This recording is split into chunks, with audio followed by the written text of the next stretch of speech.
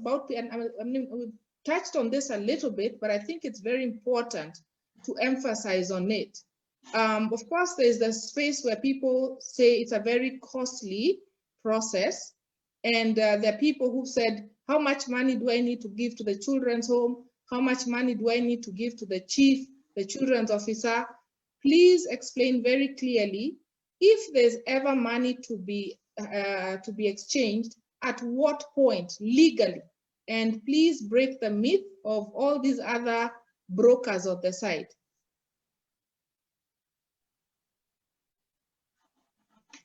Grace?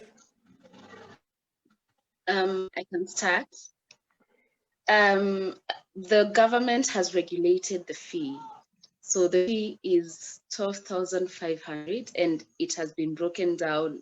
It is able to facilitate, help us do the home visit, do the application process. Also, the adoption agency transfers the money to the home. So there's no money that an adoptive parent, a prospective adoptive parent, should exchange with a home unless they want to, buy goods to support all their.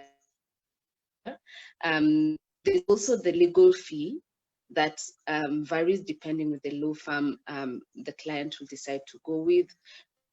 That varies. There's no. It ranges from maybe 50,000, 30 to 50,000, depending with the law firm, like I said.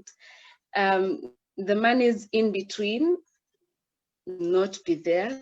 So yeah, that's the official legal, those are the official legal charges that we know of and we inform the clients of when they come to our offices. Yeah, so there should be no money exchanged with any other person except the adoption agency, and there's a stipulated amount, which really also should be receipted, I believe, from the societies, right? Yes, it's receipted. All right, and then there's no money on the side. Nobody should come alongside you and say, you're supposed to pay this. No home should ask for that. And so we really need to be very careful about that. Mteru, did you want to say something more about that? Yes, I just wanted to put that together. Only two payments, one to the Adoption Society and one to the lawyer. The adoption system is structured in such a way that the children's home, especially, and is able to benefit from the fees that you paid. So both the children's home and the Adoption Society are able to benefit from the fees that you pay at the Adoption Society. Of course, there'll be logistics, medical. A lot of people say that the medical is expensive. The medical is really your choice, your style.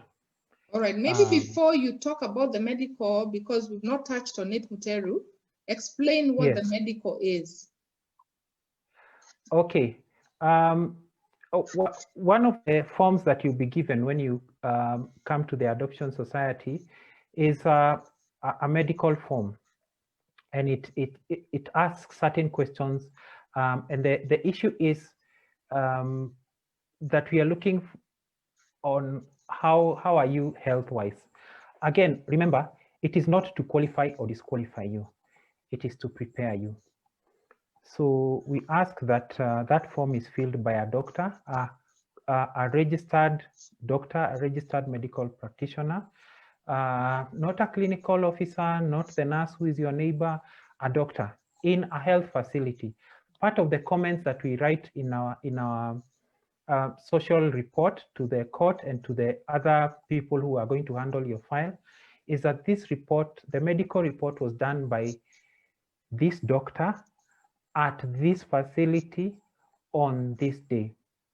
We encourage people, of course, to use public facilities because there is an anonymity about that, and it's much cheaper. We expect that the services are free. I think the most you can spend in a government facility to do our medical is something like 100. There are some facilities where you have to buy a card or something. So 50, 50, 100. That's the most for the tests, and especially. So They are not that rigorous. We are trying to get to know you.